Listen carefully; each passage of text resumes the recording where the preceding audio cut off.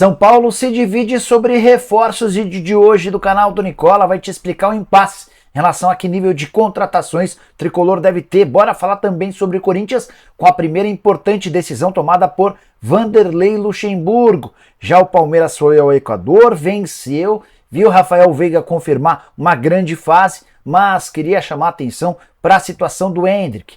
Preciso te atualizar sobre o Flamengo com o melhor custo-benefício em uma negociação nos últimos tempos. Os números são impressionantes. Falo também sobre a noite dos brasileiros em Libertadores e Sul-Americana, tudo sobre a final da Copa do Nordeste e as últimas do mercado. Antes, deixa eu só me apresentar, sou Jorge Nicola, jornalista esportivo, e a missão por aqui é te deixar por dentro das últimas de mercado, bastidor, finanças e muito mais. Para não perder nada, só apertar o botão vermelho de inscreva-se. Combinado? Bora contar que todo esse conteúdo é um oferecimento de aposta ganha. Tô colocando na tela os jogos dessa noite. Em Libertadores e Sul-Americana tem Racing e Flamengo. Minha sugestão é de vitória rubro-negra. Tem também Libertad e Atlético Paranaense, jogo bem complicado, para mim dá empate. Já Botafogo e LDU, partida decisiva para o Botafogo. A LDU é seu grande rival no grupo, vai dar Botafogo. Minha última sugestão de palpite para te ajudar: Fortaleza e Estudiantes de Mérida. Essa para mim é a maior certeza da noite, vitória do Fortaleza. Lembrando que para mandar seus palpites e se divertir na aposta ganha é super simples, só pegar o link que está no comentário fixo, faça seu cadastro e vem se divertir comigo. Combinado? Bora começar o vídeo com o tradicional giro de notícias. E a primeira informação é sobre o Vasco, que enviou um ofício à CBF avisando que Marlon Gomes e Andrei não vão se apresentar para o início da preparação para o Mundial no dia 8 de maio, como havia sido estabelecido. O Vasco quer contar com a dupla em 2 jogos do Campeonato Brasileiro, contra o Coritiba e contra o Santos, só depois cedendo os atletas. Já Alex, ex-treinador do São Paulo, jogador histórico de Cruzeiro, Palmeiras, entre outros clubes, foi demitido nas últimas horas do Avaí, onde era técnico desde o início da temporada. O Alex, que havia sido treinador sub-20 do São Paulo, teve sua primeira experiência num time profissional e ela acabou rapidinho, apenas 18 partidas. A derrota definitiva foi por 3-0 em casa para o Vila Nova. O Alex deixa o time catarinense com 6 vitórias, 4 empates e 8 derrotas. Quinta-feira é importante no Bahia, quando vai ser feito o anúncio de forma oficial da entrada do Bahia no Grupo City. O time brasileiro será o 13º do conglomerado, talvez o principal grupo no que diz respeito a clubes de futebol espalhados pelo mundo. Essa cerimônia vai acontecer na manhã dessa quinta-feira com participação do CEO do Grupo City. Bora falar também sobre a TNT, que chegou a um acordo com o Atlético Paranaense para a transmissão dos jogos do Furacão como mandante no Campeonato Brasileiro. Esses jogos que vinham sendo exibidos de forma exclusiva pela Cazé TV agora também estarão na tela da TNT Esportes, com detalhe apenas ou para todo o país, exceto para a cidade e para o estado. Para a cidade de Curitiba e para o estado do Paraná. Faz parte do acordo entre o Atlético Paranaense e a TNT para transmissão para todo o Brasil nos jogos em casa, com exceção ao estado paranaense. E a saideira do giro de notícias, queria falar sobre o Napoli, que vai ter nessa quinta-feira a sua segunda chance de quebrar um longo jejum sem título nacional e conquistar o Scudetto da Série A. O Napoli visita a Udinese e precisa de pelo menos um empate em Udine para se sagrar, com algumas rodadas de antecedência, campeão italiano da temporada 22-23. Bora falar sobre a noite dos brasileiros em Libertadores e Sul-Americana. A coisa não foi tão boa. Uma das exceções, o Atlético Mineiro, que venceu o Alianza Lima por 2-0 com 2 gols de Igor Gomes, ex-São Paulo. Igor, que não marcava um gol há mais de um ano. Fez sua primeira aparição com gols pelo Galo, no caso foram 2. Vitória super importante porque o Atlético vinha de 2 derrotas nas rodadas iniciais, deu uma embolada no grupo. O Atlético Paranaense e o Alianza Lima tem 4 pontos cada. O Atlético foi para 3 e se igualou ao Libertad. É bem verdade que Libertad e Atlético Paranaense ainda jogam nessa quinta-feira. Para o Atlético Mineiro, um empate seria espetacular. Quero falar sobre o Internacional, que vencia o Nacional do Uruguai por 1-0 em casa, tomou empate. Fez 2-1 e aos 90 minutos, quase nos acréscimos, acabou tomando um empate 2-2, resultado final, um resultado ruim para um Colorado que precisava dos 3 pontos. A nova classificação desse grupo tem o Nacional do Uruguai como líder com 7 pontos, o Internacional com 5 e o Independiente Medellín com 4. O time colombiano venceu o Metropolitanos por goleada na madrugada de quarta para quinta-feira. O último dos brasileiros que entrou em campo nessa quarta-feira, na Sul-Americana, foi o América, que ficou no empate 1-1 com o Milionários. O América foi o único dos brasileiros a entrar em campo pela Sula nessa quarta-feira. O time tinha um adversário difícil, o Milionários é o principal adversário desse grupo, ainda saiu na frente, mas Felipe Azevedo garantiu o gol de empate. Com o resultado, o América se manteve na segunda colocação com 4 pontos, Milionários é o primeiro com 7, é bem verdade que o Defensa e Justiça com 3 e o Penharol com 0 ainda se enfrentam nessa quinta-feira. Hora de falar sobre a Copa do Nordeste, que tem um mais novo campeão, o Ceará, tricampeão da Copa do Nordeste. O Vovô, que já havia sido campeão em 2015, em 2020 e agora em 2023, na partida de ida dentro de casa, o Ceará fez 2-1, ainda sob o comando de Gustavo Morínigo. O treinador paraguaio foi demitido, o Barroca foi contratado e a ideia era pelo menos empatar contra o Sport na Ilha do Retiro nessa quarta-feira, ilha completamente lotada. O Sport fez 1-0, criou inúmeras oportunidades para fazer o 2-0 ou até o 3-0, que lhe garantiriam o título, não conseguiu, e com a vitória por 1-0 e o placar agregado de 2-2, a gente teve a decisão nos pênaltis. Richard, ex-goleiro do São Paulo, defendeu, participação boa do Richard, e o Ceará se sagrou campeão nas penalidades. Terceiro título do Vovô e o Sport mais uma vez batendo na trave. 2 milhões de reais para o clube cearense, 1 milhão de reais para o clube pernambucano. Esses os prêmios concedidos pelo pessoal da Copa do Nordeste em relação a essa conquista. Só para chamar a atenção, em 11 participações na Copa do Nordeste, o Ceará, além dos 3 títulos, ainda tem outras 7 semifinais, mostrando o tamanho do clube dentro desse cenário. Barroca conquista um título, tendo pouquíssimos dias no emprego e tendo perdido e não marcado gols na grande decisão, coisas do futebol. E aí, para arrematar, só um detalhe curioso. O Ceará não vencia uma disputa de pênaltis há 3 anos. Eram 5 duelos consecutivos com derrota. Imagino que o torcedor do Vovô tenha ficado bastante grilado quando viu que a decisão ia para pênaltis, mas a maldição das penalidades foi para o espaço e o Ceará é campeão da Copa do Nordeste 2023. Bora falar sobre o Palmeiras, com uma boa constatação e com algo preocupante. Quero começar com a parte boa. Rafael Veiga marcou mais um gol e teve participação decisiva na vitória do Palmeiras por 2-0 contra o Barcelona em Guayaquil, no Equador. O resultado era super importante, especialmente porque o Palmeiras perdeu na estreia da Libertadores para o Bolívar por 3-1.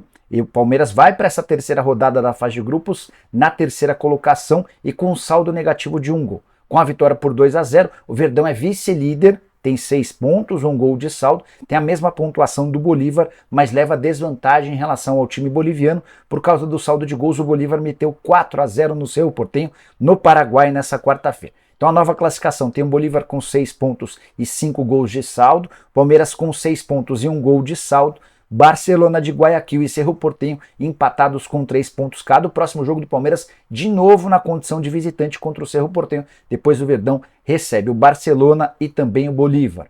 O Veiga, que marcou um gol de pênalti no finalzinho do primeiro tempo, ótimo passe dele para o Rony sofre o pênalti, o Veiga bate com categoria e abre o placar. No segundo tempo, comecinho da etapa final, o Veiga bate escanteio, o Gaibor, que é um volante do time equatoriano, desvia no primeiro pau e o Gomes aparece completamente livre para marcar de cabeça seu 31º gol com a camisa alviverde. Detalhe, com esse gol, o Gustavo Gomes acaba se tornando um dos 10 maiores artilheiros da história do Verdão, entre todos os estrangeiros, se igualando a Hernan Barco, centroavante, e Munhoz, atacante de lado de campo, só para vocês entenderem a importância e o tamanho de Gustavo Gomes na história alviverde.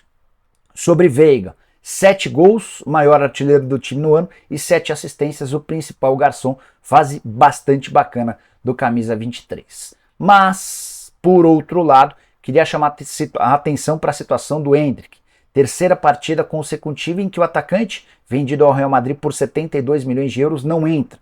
E tinha espaço para ele ser utilizado na etapa final. Poderia, por exemplo, ter tirado o Dudu e jogado o Endrick para o lado. Poderia, por exemplo, ter tirado o Rony e colocado o Endrick como centroavante. O Abel acaba tirando o Rony, tira o Dudu, tira o Arthur e não põe o Endrick para jogar. Giovani, Endrick e Flaco Lopes ficaram no banco de reservas. Seriam, na minha opinião, opções mais interessantes do que Breno Lopes, do que Rafael Navarro e Garcia, que foi utilizado como um homem um meio atacante pelo lado direito fazendo a dobra com o Mike. E eu e muitos torcedores do Palmeiras que acompanharam a transmissão no Paramount Plus não conseguiram entender a decisão do Abel. De qualquer forma, o time volta com 3 pontos, vitória fundamental, e agora é pensar no Campeonato Brasileiro. Queria saber a sua opinião sobre a situação do Endrick, use o espaço para comentários e avalie. Bora falar sobre o Flamengo com talvez um dos melhores, talvez não, um dos melhores negócios da história rubro-negra em todos os tempos. O Flamengo, em 2019, comprou o Pablo Mari, um jogador desconhecido, veio do Deportivo La Coruña por 5 milhões e 100 mil reais. Nossa, mas vai comprar um zagueiro espanhol? Será que esse cara vai dar certo? Deu super certo, foi titular absoluto em uma das melhores temporadas da história do Flamengo, em 2019, e ele acaba emprestado ao Arsenal em 2020 por 24 milhões. Então você gasta 5 milhões e 100 para contratar e empresta por 24 milhões. No ano seguinte, ele é vendido por 26 milhões de reais, mas não acabou por aí. Depois de completar 20 jogos com a camisa do Arsenal, o Flamengo embolsou mais 12 milhões e 400 mil. E agora o Pablo Mari está indo em definitivo para o Monza. Ele já estava jogando no time italiano e havia uma cláusula que obrigava o Monza a comprá-lo em caso de não rebaixamento. O Monza escapou da chance de cair para a segunda divisão do futebol italiano e o negócio vai ser fechado em 6 milhões de libras. O Flamengo, dono de 40%, vai ter uma parte de 15 milhões de reais. Ou seja, somando tudo, o Flamengo gastou 5 milhões para comprar o Pablo Mari e lucrou, ou melhor, recebeu 73 milhões, o lucro é de 73 menos 5, estamos falando de 68 milhões de reais. Tá bom para você? Enquanto negócios ruins são feitos como com Arthur ou Vidal, tem outros muito bons e esses precisam ser destacados. Quero falar sobre o São Paulo, que está bem dividido em relação ao perfil de atletas que precisam ser contratados na metade do ano. O presidente Júlio Casares, muito preocupado com as dívidas, em tornar o São Paulo sustentável, tem prometido reforços pontuais e de nível discutível, mais ou menos como o Rai Ramos, recém-contratado do Ituano. Mas, dentro da própria diretoria e na comissão técnica, existe um pensamento diferente. A ideia é de que o São Paulo vá ao mercado para buscar protagonistas, ainda que isso torne a situação financeira mais delicada. O esboço dessa ideia, desse segundo plano, é de que jogador bom atrai público, atrai sócio-torcedor, garante bilheteria, atrai também patrocinadores e tudo isso gera receitas. Isso sem falar na possibilidade de prêmios com títulos. E aí, para vocês entenderem o perfil de atletas, dentro especialmente de uma ala da diretoria, há uma briga muito grande para que o Lucas Moura seja contratado. Jogador que fica livre do seu contrato com o Tottenham, embora já havia contado para vocês, ele pretende continuar no futebol europeu. Mas a ideia dessa parte da diretoria que quer contratação de jogadores pesados é de que faça-se um esforço, inclusive comercial, com o envolvimento do marketing, para que atletas como o Lucas Moura sejam contratados. Só dessa maneira São Paulo vai poder brigar por títulos. Caso contrário, na visão desse pessoal, São Paulo é candidato ao rebaixamento. Júlio Casares pensa diferente, acha que o time não cai, mas imagina que o São Paulo pode se manter de forma razoável na primeira divisão, ainda que não sejam contratados jogadores importantes. As prioridades, isso é definitivo, tanto comissão quanto diretoria pensam de maneira igual. 3 reforços, um velocista, um meia atacante articulador, um cara que pense o jogo, e um lateral esquerdo, até porque hoje o São Paulo só tem o Wellington, que pode ser vendido, e o Patrick, jogador que tem sido convocado para a seleção brasileira sub-20. São Paulo precisa de quais reforços? Gostaria da sua opinião e também dessa dividida. Você fica com aqueles que pensam em contratações grandes ou está com o Júlio Casares e imagina que reforços pontuais e baratos precisam ser contratados? Bora fechar o vídeo para falar sobre o Corinthians, e Vanderlei Luxemburgo tomou sua primeira grande decisão. Ele decidiu barrar a liberação de Pedrinho para o Mundial Sub-20. Pedrinho, que tem se tornado peça importante. O Luxemburgo gostou demais da participação dele nos treinos e entendeu que a ausência do Pedrinho a partir de 8 de maio, com devolução apenas na metade do mês de junho, causaria um enorme prejuízo. Por trás dessa decisão, que ainda causa irritação entre dirigentes da CBF, o pessoal contava com o Pedrinho para o Mundial, há uma definição importante do Luxa.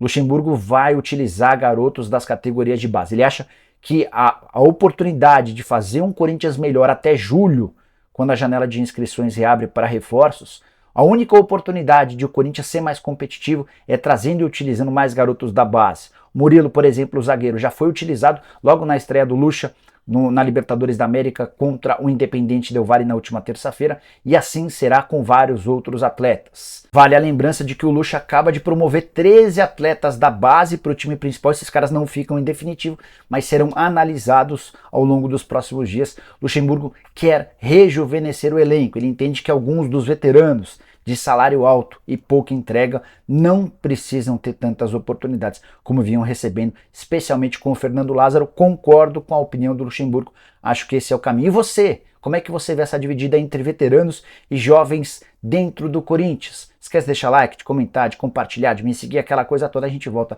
à tarde com mais notícias. Abraço, tchau!